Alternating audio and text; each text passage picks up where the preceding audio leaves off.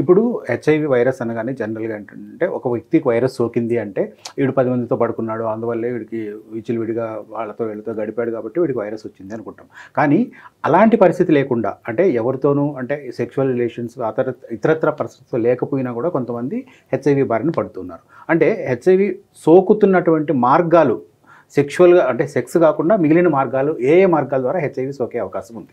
Sex కాకుండా తల్లి నుంచి బిడ్డకు వచ్చేటువంటి అవకాశం ఉంది. అలాగే ఇంజెక్షన్ డ్రగ్ యూజ్, ఓకే, ఇవేనండి. మిగతా అవన్నీ ఎలిమినేట్ చేస్తారు. ఒక షేవింగ్ ద్వారా బార్బర్స్ నుంచి వచ్చేటువంటివో లేకపోతే బ్లడ్ ఎక్కించినప్పుడు వచ్చేటువంటి అవన్నీ ఎలిమినేట్ చేస్తారు.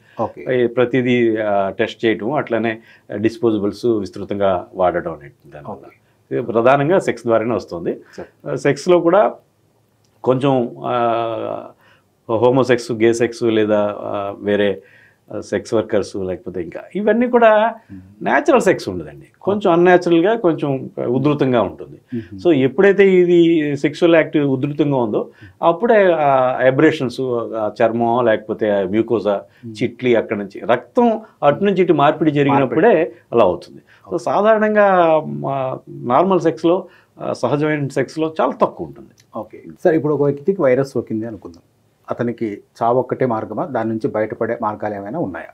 హెచ్ఐవి అనేటువంటిది 1996లో అమెరికాతో సహా అన్ని అభివృద్ధి చెందిన దేశాల్లో దీన్ని మారణాంతక వ్యాధి, ప్రాణాంతక వ్యాధి జాబితా నుంచి తీసేసి క్రానిక్ మేనేజబుల్ డిసీజ్గా పరిగణిస్తున్నారు.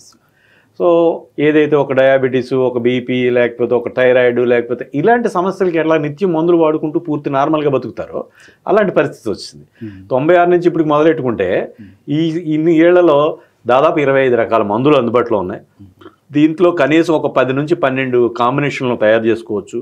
ఏ పరిస్థితుల్లో ఏ మందులు వాడుకోవాలి దీన్ని బట్టి సరైనటువంటి నిపుణులైనటువంటి వైద్యుని యొక్క పర్యవేక్షణలో మందులు వాడుతూ ఉంటే హెచ్ఐవి సోకిన రోగులు కూడా దాదాపు పూర్తి కాలం ఇతరులతో సమానంగా జీవించగలిగే పరిస్థితి.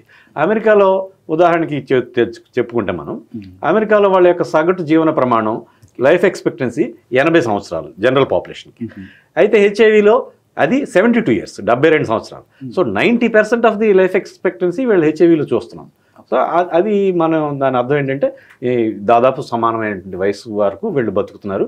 ఒకటే ఏంటంటే వీళ్ళు నిరంతరం మందులు వాడాలి, ఆరోగ్యకరమైనటువంటి చక్కటి ఆహారం తీసుకుంటూ ఉండాలి, సంతులనమైనటువంటి ప్రోటీన్ రిచ్ డైట్ తీసుకోవాలి, అట్లనే టాక్సిక్ ఎన్విరాన్మెంట్కి కాకుండా మానసికంగా ఉల్లాసంగా ప్రశాంతంగా గడపాలి, అట్లనే ఇన్ఫెక్షన్స్కి దూరంగా ఉండాలి.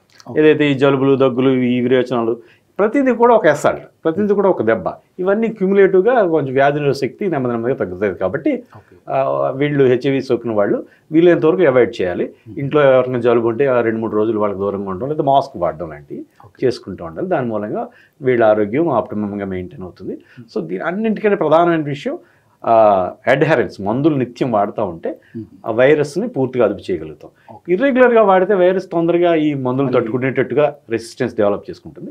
తర్వాత నెక్స్ట్ జనరేషన్కి వెళ్ళాలి, నెక్స్ట్ స్టెప్కి వెళ్ళాలంటే అది ఇంకా కొంచెం ఖరీదు అవుతుంది. తర్వాత కొన్ని సైడ్ ఎఫెక్ట్స్ కూడా ఎక్కువ ఉంటాయి. కాబట్టి మందులు నిత్యం వాడడం అనేటువంటిది ఒక భాగం చేసుకోవాలి.